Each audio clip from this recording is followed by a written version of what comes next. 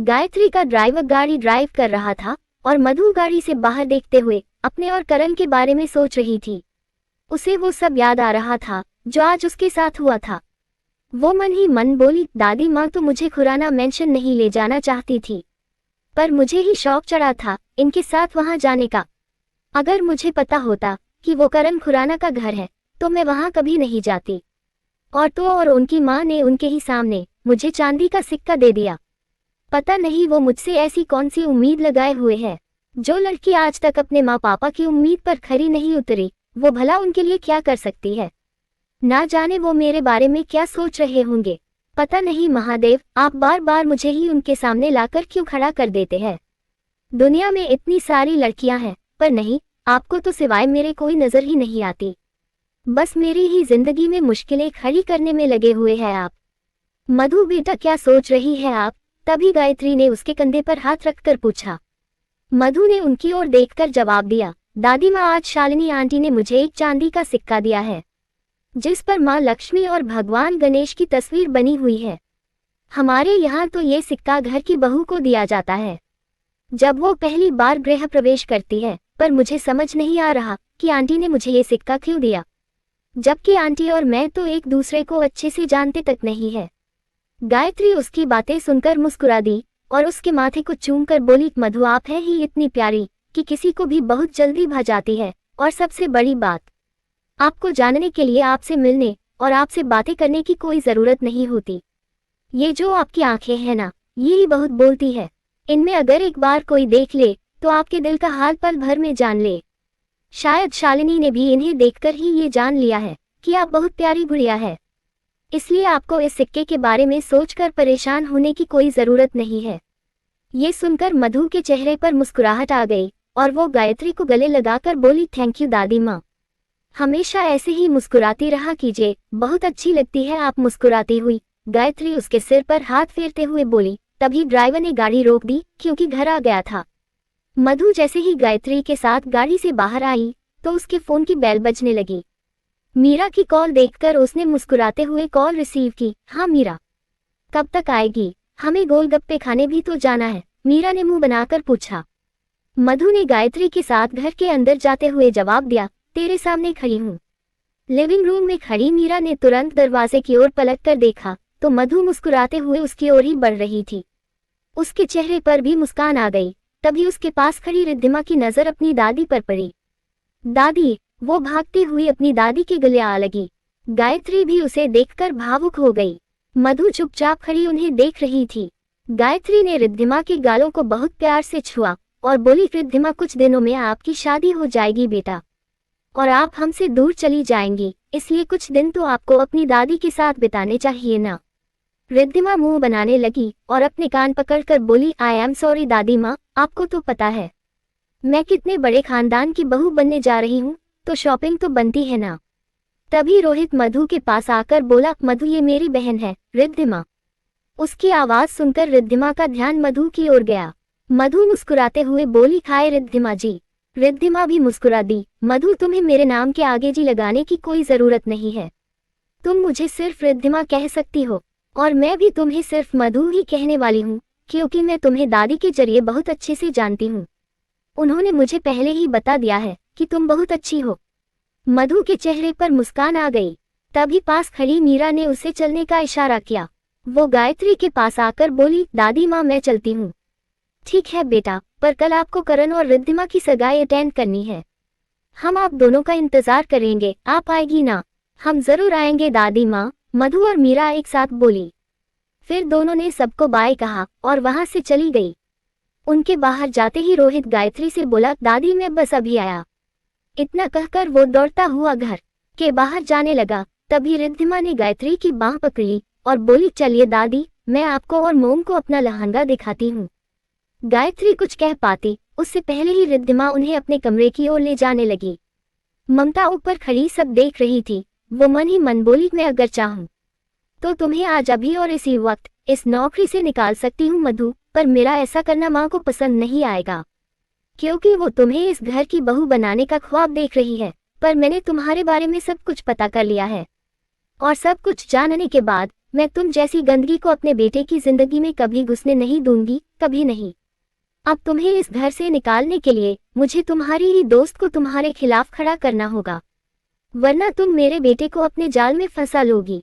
इधर मीरा और मधु गाड़ी में बैठ रही थी, तभी रोहित भागता हुआ वहां आया और मधु से बोला, मधु मुझे तुमसे कुछ बात करनी है। जी रोहित कहिए, मधु तुरंत बोली। रोहित थोड़ा परेशान होकर बोला, मधु प्लीज कल तुम टाइम पर आ जाना, क्योंकि कल मुझे तुम्हारी मदद की जरूरत पड़ेगी, प्लीज। मधु मुस्कुरा दी, रोहित तुम चिंता मत करो, मुझे पता है कि कल इस घर में बहुत धूम होगी, क्योंकि कल तुम्हारी बहन की सगाई है। मैं दादी माँ का ख्याल रखने टाइम से पहले आ जाऊंगी। सगाई का नाम सुनकर रोहित फिर से परेशान हो गया। मीरा ने उसे ऐसे परेशान देखा तो तुरंत बोली, रोहित तुम चिंता मत करो, मैं भी कल मधु के साथ ही आ जाऊंगी और हम दोनों मिलकर दादी माँ का ख्याल रखेंगे। रोहित के चेहरे पर हल्की सी मुस्कान आ गई। बाय रोहित, अब हम चलते हैं। तभी मधु उसकी ओर देखकर बोली। रोहित ने बहुत प्यार से उसकी ओर देखा और बोला, बाय मधु। मधु गाड़ी में बैठने लगी। मीरा भी रोहित को देखते हुए ड्राइविंग सीट की ओर बढ़ रही थी, पर रोहित का ध्यान सिर्फ मधु पर था। दोनों के गाड़ी में बैठते ही मीरा ने गाड़ी स्टार्ट की और वहां से चली गई। उनके जाते ही रोहित खुद से बोला, आज जब मैं रिद्धिमा को ये बताऊंगा कि करण ने मुझसे साफ साफ कह दिया है कि वो उससे ना ही प्यार करता है और ना ही कभी करेगा, तो रिद्धिमा का दिल टूट जाएगा और शायद दादी का भी, इसलिए मुझे कल तुम्हारी मदद की जरूरत पड़ेगी मधु। एक तुम ही हो जो इस सगाई के ना होने पर दादी को संभाल लोगी। इतना कहकर वो अपने घर के अंदर चला गया। इधर मीरा मुस्कुराते हुए गाड़ी ड्राइव कर रही थी और मधु परेशान सी खिड़की से सिर टिकाए करण के बारे में सोच रही थी। वो बाहर देखते हुए मीरा से बोली, मीरा मुझे आज फिर वो मिला। कौन? करण खुराना, मीरा ने मजाक में पूछा। मधु ने उसकी ओर देखा और उसे घूरते हुए बोली, हाँ। उसके हाँ कहते ही मीरा ने अपनी गाड़ी पर ब्रेक लगा दिया और आंखें फाड़े मधु को देखने लगी। मधु बिना उसकी ओर देखे बोली, ऐसे मत देख मुझे। दादी माँ और मैं जहाँ गए थे वो उन्हीं का घर था। दादी माँ उनकी दादी से बात करने ही गई थी। मीरा अभी भी बिना पलके झपकाए उसे देख रही थी, तो मधु फिर से बोली, और हाँ, खजराने में हमें जो आंटी मिली थी वो करण की माँ है।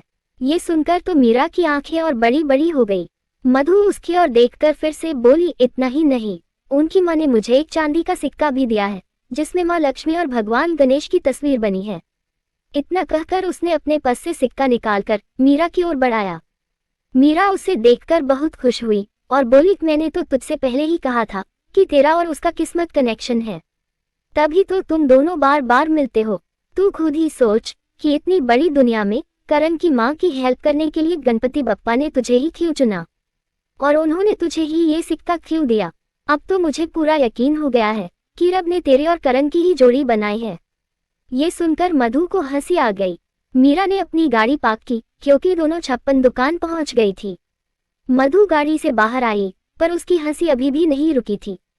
मीरा उसे हैरानी से देखते हुए गाड़ी से बाहर आई तो उसका चेहरा देखकर उसकी हंसी और बढ़ गई। उसे ऐसे हंसते देख मीरा ने गुस्से में पूछा, मैंने ऐसा क्या पूछ लिया जो तू इस तरह से हंस रही है। मधु हंसते हुए बोली, हंसी तो आएगी ही ना, क्योंकि तू अपनी इस किस्मत कनेक्शन वाली बकवास में ये भूल गई कि दादी माँ मुझे वहां क्या कह कर ले गई थी। मधु की ये बात सुनकर मीरा सोच में पड़ गई। मधु ने हंसते हुए उसकी बाह अपने दोनों हाथों से पकड़ी और पानी बताशी के ठेले की ओर बढ़ते हुए बोली, रिद्धिमा के मंगेतर और कोई नहीं बल्कि करण है। कल उनसे ही रिद्धिमा की सगाई होने वाली है और 15 दिन बाद उनकी शादी है। मीरा हैरानी से उसे देखने लगी। मधु ने ठेले से 2 प्लेट उठाए और एक प्लेट मीरा की ओर बढ़ाकर बोली, ये ले, पानी बताशी खा और मिस्टर करण खुराना को हमेशा के लिए भूल जा, क्योंकि वो रिद्धिमा के होने वाले पति है। मीरा ने मुंह बनाकर उसके हाथ से प्लेट ली और पानी बताशी खाने लगी। मधु को अभी भी हंसी आ रही थी। वो मीरा का फूला हुआ चेहरा देखकर बोली, तुझे एक गुड न्यूज़ और देती हूँ। दादी माँ ने कहा है कि अब मुझे उनके साथ रात के 10 बजे तक रुकने की जरूरत नहीं है। मैं शाम के 6 बजे अपने घर जा सकती हूँ, है ना गुड न्यूज़। मीरा ने एक पानी बताशा मुंह में रखा और बोली, हाँ ये तो गुड न्यूज़ है, पर मुझे ये बता, जब करण ने तुझे अपने घर में देखा तो उसका रिएक्शन कैसा था, क्या हुआ वहाँ। मीरा का सवाल सुनकर मधु मुंह बनाकर बोली, वही जो हमेशा होता है। मधु के इतना कहते ही मीरा ने तुरंत पूछा, मतलब वो फिर से तेरे करीब आया। शट अप मीरा, तू कभी कभी कुछ ज्यादा ही बोलती है, मधु चिढ़कर बोली। उसे गुस्से में देखकर मीरा फिर से बोली, मैंने तो वही कहा जो हमेशा तुम दोनों के मिलने पर होता है। मधु उसे गुस्से में घूरने लगी। अच्छा बाबा, आई एम सॉरी, मीरा बोली। मधु ने गुस्से में अपनी प्लेट ठेले पर रख दी और वहां से जाने लगी, पर तभी मीरा उसकी कलाई पकड़कर बोली, मैंने सॉरी कहा तो सही, अब प्लीज खा ले। मधु कुछ देर ऐसे ही गुस्से में खड़ी रही, पर फिर उसने वापस आकर अपनी प्लेट उठाई और ठेले वाले को इशारा किया। ठेले वाले ने तुरंत उसकी प्लेट में पानी बताशा रख दिया। मधु उसे खाकर बोली, वैसे मीरा मुझे रिद्धिमा के लिए बहुत बुरा लग रहा है, कितनी प्यारी है वो। और करण खुराना, वो तो पूरे के पूरे दुष्ट है। पता नहीं रिद्धिमा ने उनमें ऐसा क्या देखा जो उनसे प्यार भी किया और अब शादी कर रही है। शायद वही जो तूने देखा, उसके गुस्से के पीछे छिपा दर्द। मीरा ने मधु की ओर देखकर जवाब दिया। मधु उसे हैरानी से देखने लगी। मीरा ने उसे इग्नोर किया और चुपचाप पानी बताशी खाने लगी। पर मधु कुछ देर उसे ऐसे ही एकटक देखती रही। उसे करण के साथ बिताए सारे लम्हे याद आने लगे। कुछ देर बाद मीरा ने पूछा, क्या हुआ, रुक क्यों गई, खाना? मधु बोली। उसने एक पानी बताशा खाने के लिए उठाया, पर मीरा की कही आखिरी लाइन ने उसे डिस्टर्ब कर दिया था। उसने अपना पानी बताशा फिर से अपनी प्लेट में रख दिया और बोली, भैया मेरा तो हो गया। मीरा ने भी तुरंत अपनी प्लेट रखी और बोली, मेरा भी हो गया। मधु ने ठेले वाले को पैसे दिए और बिना मीरा की ओर देखे चुपचाप गाड़ी की ओर बढ़ने लगी। मीरा उसके साथ चलते हुए बोली, चल थोड़ी देर वहां बेंच पर बैठते हैं। मधु कुछ कहती, उसके पहले ही वो उसका हाथ पकड़कर बेंच पर बैठ गई। मधु भी कुछ परेशान सी उसके पास ही बैठी। मीरा कुछ देर उसे देखती रही, पर फिर अपना फोन देखते हुए बोली, वैसे मधु, अगर करण खुराना इस तरह और इतनी बार मुझसे टकराया होता तो अब तक मुझे उससे प्यार हो जाता, और अगर उसने मेरी जिंदगी बचाई होती तो मैंने तो अपनी जिंदगी उसके ही नाम कर दी होती। ये सुनकर मधु एक बार फिर उसे हैरानी से देखने लगी, पर मीरा ने इस बार भी उसकी ओर नहीं देखा और अपना व्हाट्सएप चेक करते हुए फिर से बोली, वैसे रिद्धिमा बहुत अच्छी लड़की है और मुझे लगता है कि वो करण को बहुत अच्छे से समझती भी होगी, तभी तो उससे शादी कर रही है। वैसे रोहित ने मुझे बताया कि करण और रिद्धिमा दोनों एक दूसरे को बचपन से जानते हैं। मेरा मतलब है कि दोनों बचपन के दोस्त हैं। दोनों की जोड़ी भी बहुत अच्छी है। करण गुस्से वाला और रिद्धिमा इतनी स्वीट है ना। इतना कहकर उसने मधु की ओर देखा। मधु ने कोई जवाब नहीं दिया क्योंकि उसे करण के साथ बिताए सारे लम्हे याद आ रहे थे। तभी मीरा ने फिर से पूछा, क्या सोचने लगी? मधु मुस्कुराते हुए बोली, बस यही सोच रही हूँ कि अगर रिद्धिमा सच में उन्हें समझती है तो इससे अच्छी तो कोई बात हो ही नहीं सकती। सच्चा प्यार अगर इंसान को मिल जाए तो उसे बदलते देर नहीं लगती। रिद्धिमा उनसे प्यार करती है तो उसका प्यार उन्हें भी एक दिन सबसे प्यार करना और मुस्कुराकर जिंदगी जीना दोनों जरूर सिखा देगा, है ना? हाँ, मीरा ने हामी भरी और तो मधु उसका हाथ पकड़कर बोली, अब चल, मुझे जल्दी से घर छोड़ दे क्योंकि मुझे घर जाकर माँ और पापा को शिमला के बारे में सब कुछ बताना है। सुबह सुबह उन्हें सच बताना मुझे ठीक नहीं लगा, पर इससे पहले कि उन्हें ये बात किसी और से पता चले और बात बिगड़ जाए, मुझे खुद ही उन्हें सच बता देना चाहिए। मीरा उठकर उसके साथ अपनी गाड़ी की ओर बढ़ने लगी। वो मन ही मन बोली, इस लड़की को इतने इशारे किए पर इसे कुछ समझ नहीं आया। भले ही करण की शादी रिद्धिमा से हो रही हो, पर मेरा दिल अभी भी यही कहता है कि तेरा और करण का कोई तो कनेक्शन जरूर है जो तुम दोनों को बार बार एक दूसरे के करीब ले आता है, वरना इतने सारे इत्तेफाक एक साथ कभी नहीं हो सकते। तू आज करण के घर नहीं पहुंचती और न ही करण की शादी उस लड़की से हो रही होती जिसके घर में तू काम करती है। मेरा दिल अभी भी मुझसे यही कह रहा है मधु कि कुछ स्पेशल है तुम दोनों के बीच, कुछ ऐसा जो तुम दोनों को एक दूसरे से जोड़ रहा है। अब देखना ये है कि मैं सही हूँ या फिर तू। अब वहां क्यों खड़ी हो गई? चल। तभी मधु गाड़ी के पास पहुंचकर बोली। उसकी आवाज सुनकर मीरा तुरंत अपनी गाड़ी की ओर बढ़ी और आकर ड्राइविंग सीट पर बैठ गई। इधर करण ने अपनी प्रेजेंटेशन खत्म की। क्लाइंट्स उससे बहुत इम्प्रेस हुए। कॉन्फ्रेंस रूम में बैठे उसके डैड, चेतन, आदि, पीयूष सब क्लाइंट्स के साथ तालियां बजा रहे थे। करण ने उनके साथ डील साइन की तो वो लोग सबसे हाथ मिलाकर चले गए। आदि उन्हें बाहर छोड़ने गया तो करण ने भी अपना लैपटॉप बैग में डाला और जाने लगा। करण, तभी बलदेव उसे रोकते हुए बोले। अपने डैड की आवाज सुनकर उसके कदम रुक गए और उसने पलटकर अपने डैड की ओर देखा। बलदेव ने मुस्कुराते हुए उसके कंधे पर हाथ रखा और बोले, I proud of you my son, आज तुम्हारी वजह से हमारी कंपनी को एक और बहुत बड़ा प्रोजेक्ट मिल गया है। अगर ये प्रोजेक्ट हमने वक्त पर कंप्लीट कर दिया तो हमारी कंपनी बहुत ऊपर उठ जाएगी। डोंट वरी डैड, ये प्रोजेक्ट वक्त से पहले ही पूरा हो जाएगा, करण बोला।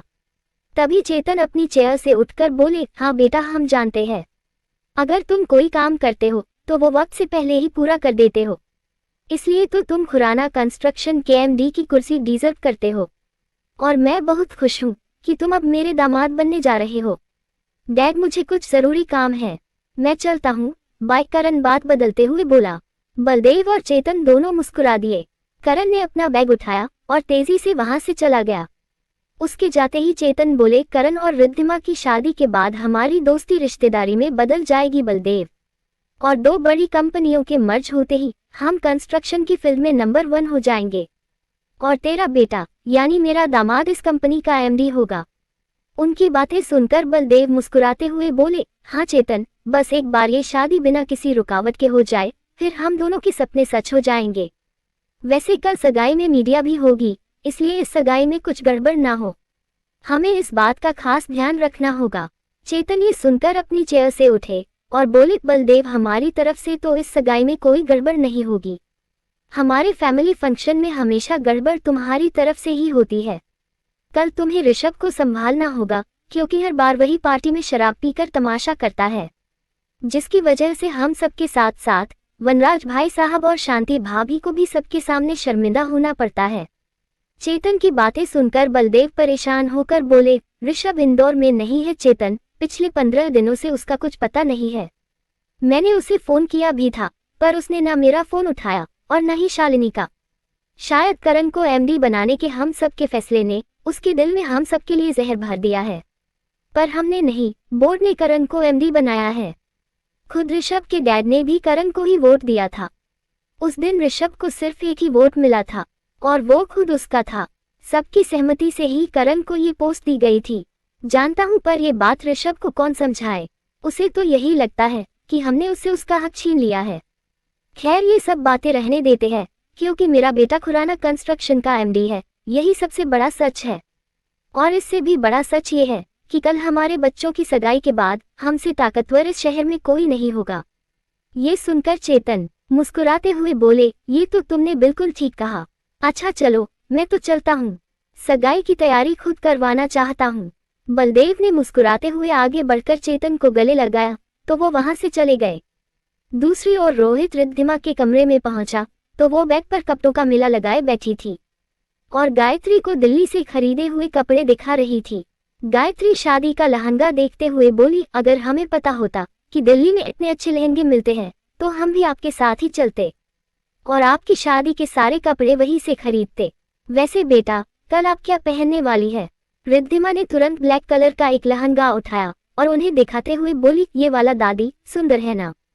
बहुत सुंदर है बेटा, इसे पहनकर तो आप और भी सुंदर लगेगी। रिद्धिमा के चेहरे की मुस्कुराहट और बढ़ गई। रोहित दरवाजे पर खड़ा ये सब देख रहा था। वो पलटकर मन ही मन बोला, समझ नहीं आ रहा कि रिद्धिमा को सच कैसे बताऊं, पर बताना तो होगा ना। तभी उसकी नजर नीचे हॉल में पड़ी और उसे करण नजर आया।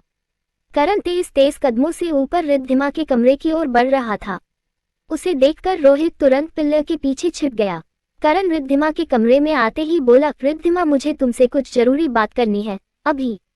उसकी आवाज सुनकर रिद्धिमा और गायत्री दोनों ने एक साथ उसकी ओर देखा। रिद्धिमा बेड से उठी और करण को अपने गले लगाकर बोली, अच्छा हुआ तुम आ गए करण, मैं अभी तुम्हें ही फोन करने वाली थी। करण ने ना तो रिद्धिमा को छुआ और ना ही कुछ बोला। तभी गायत्री उठकर उसके पास आई और बोली, बेटा, हम आपके लिए अभी ब्लैक कॉफी भिजवाते हैं।